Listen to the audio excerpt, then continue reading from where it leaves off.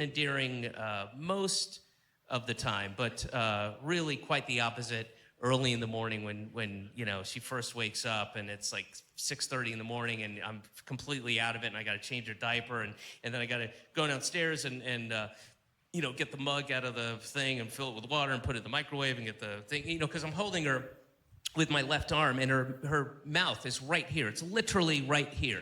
Her mouth is right here and I'm doing all this stuff and you know, getting the milk ready and getting my dog's medicines and food together and doing all this stuff and it's dark and it's, again, I'm just groggy and out of it and you know, and I'm doing this by myself. I'm there by myself because my wife is often, you know, LA or San Francisco or Chicago or somewhere, you know, smashing the patriarchy and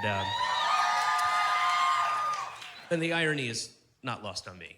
It's not lost on what is currently taking place. And anyway, so I'm getting all that stuff together, and as I said, it's dark, and the whole time I'm doing that, she's sitting there in my ear, just going, pa pa ta cha cha cha cha cha, and it's like I've got my own personalized '80s horror movie soundtrack playing. Like, stop it!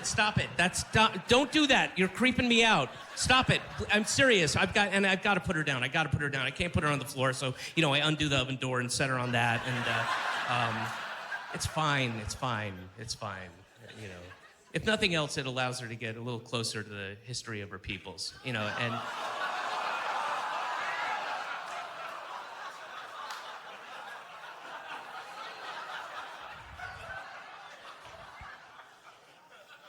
her great-grandfather built ovens.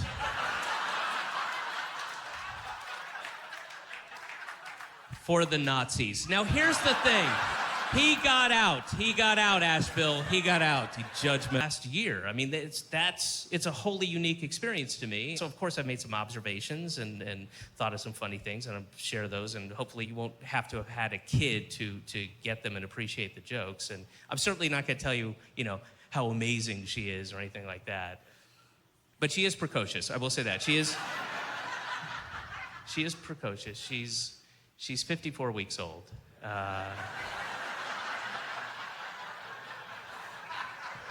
But if you see her, you'd be like, well, what is she, 62 weeks old? You're like, no, actually, no. She's actually, I know. Thank you, though. Thank you. No, I know. She's very mature for her age. You don't, yes, you know, she carries herself with or I carry her, but, you know, she exudes the kind of maturity you don't often associate with 54 weeks.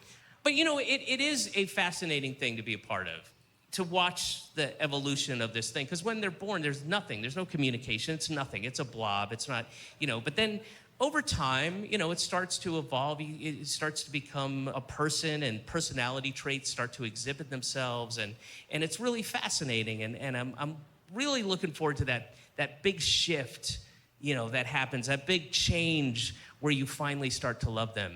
And that's, well, hurry up with that part, please. When is it going to be worth it in any way, shape, or form? Please. But I am excited to meet her. I think that's going to be cool. I'm looking forward to that. That's going to be cool. I'm doing that thing, it's a very Brooklyn thing, where you don't meet your kid for the first 7 years, you know?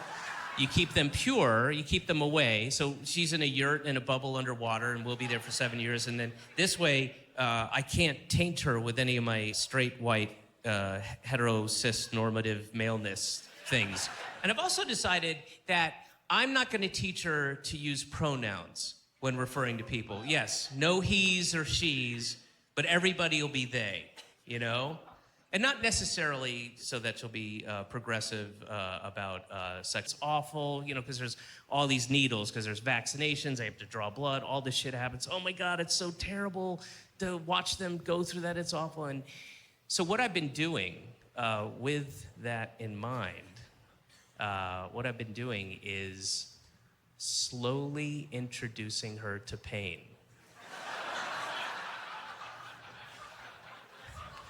Yeah. What I went through, the trauma and the pain that I went through during this colonic, because I am going to tell you exactly what happened in great detail, And I want that image to pop in your head occasionally. So, fucking relent. Okay, we're gonna go, and she makes an appointment for us, and it's about 6-7 blocks away from her apartment. It's a place called the Gentle Wellness Center. Gentle wellness, gentle wellness, and you go in. And it's very soft. And it's respectful, and there's like low lighting, like amber lighting, and it's very quiet, And there's like an older hippie woman behind the desk, and she's got really long hair, too long. The hair is too long. It's just cut that much off, please. What? No, it's making everyone nervous. No one needs hair this long. It's for safety's sake, ma'am. Please just cut this much. And then it's, a burbling brook and a bonsai tree, and then a CD is playing softly in the background. It's nature sounds, just, chimes. Ding doo doo ding ding ding ding doo ding doo doo ding ding ding ding, and a wolf howl.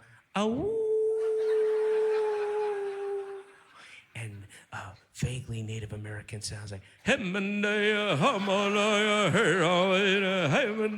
all at once, and I can't do it all at once. I'm not Michael Winslow, but you get the idea. So that's playing, and then so we go and we get our forms and fill them out and whatever, and turn them in, and then after a minute or two, this tall, very severe-looking kind of Germanic woman comes out. Really stern. She comes out and she goes, Amba Tamblin. And then next to her is a very short Vietnamese woman who says, David Croft. And so we walk up and we go our separate ways. My wife gets taken down the hallway this way, I get taken down there, and so I'm like, I knew it! I knew this wasn't a couples thing. I knew we were gonna lay there, and like minor victory, tiny victory, and it turns out to be an extremely minor victory because my laughter starts receding as I'm like, I knew it. Wait, what's happening? Where am I going? What's going to happen to me? Where am I? What's this room? And I get taken by the Vietnamese lady to this small room, and she has me go in, and she has me change in the bathroom. So I change out of my clothes, and it's a hospital gown you put on, a thing that's open down the back. And I get out of the bathroom, and it's a tiny room. It looks like a massage room. So there's basically just the table. Next to the table is a stool. And at the foot of this, it's not a table, it's a bed, like, whatever. And at the foot of the bed is this crystal clear, pristine, spotless, acrylic, rectangular box, right? It's like this deep, about that wide. It's against the wall, and on the back of it, it's all one solid white, soft white light. It's backlit by this white light, right? Inside of the acrylic rectangle, also spotless, a continuous, unbroken, crystal clear glass tube. Goes like this. Oh, yes, indeed. Oh, yes, indeed. And then it ends in a little drain in the floor. It's beautiful. Beautiful. Looks like modern art. It could be modern art. Some rich assholes, but no pun.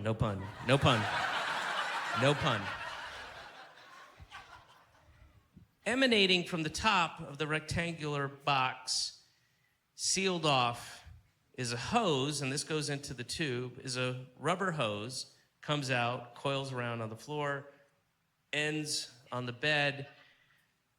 At the end of the tube is roughly about a 7-8 inch plastic phallus with a hole at the end. So I come out of the room.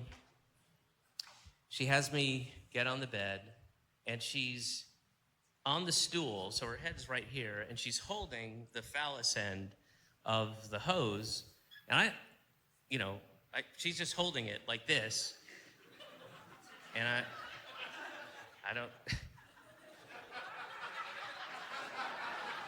She's not gesturing with it. She's just holding it expectantly, and I'm like, I don't.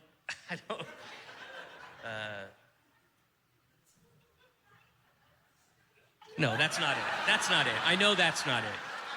I don't know what she wants me to do. She must think I've done this before. I've never done this before. Am I supposed to sign off on it? Just like, oh yeah, that's a McJohnson 740. That's the brand I use. That's good. Clearly a reputable Colonic house. I'm glad my wife made the appointment here. You know, I don't know what she's doing, and her English isn't very good at all, and my Vietnamese is not that much better, and so finally, I figured out after a couple seconds, like, she's giving this to me. I'm like, you want me to put it? And of course that makes sense. Like, okay, I understand. So I take it from her, and she rolls me on my left side, and she lifts up my leg like this, and then she turns her back to me, which I take as my cue, and then I spend the next couple minutes just.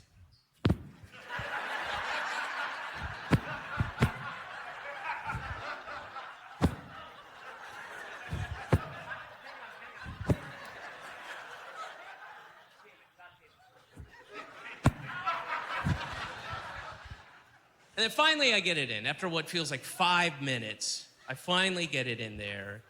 And and also, apologies to whoever's using this mic again. I don't know who's here tomorrow, or is it Cosmic Charlie? It is. Cosmic Charlie is here next. They're a Grateful Dead cover band.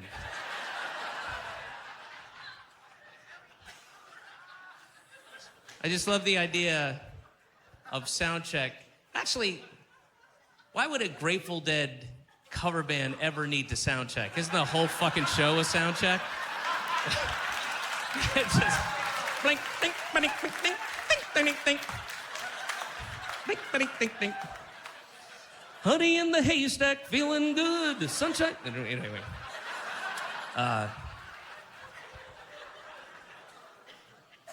I do love the idea, though, that there'd be a band doing sound check, you know, going, all right, guys, you ready? All right? All right. Alibaba, is that enough? Or do you have your shoes off enough? All right, you good? All right. Tater, you got your nose harmonica? All right, ready to go? Okay. Ready? 1, 2, 1, 2, 3, 4. Hey, banker man, don't tell me when I can withdraw my money. Wait, hold up. Stop.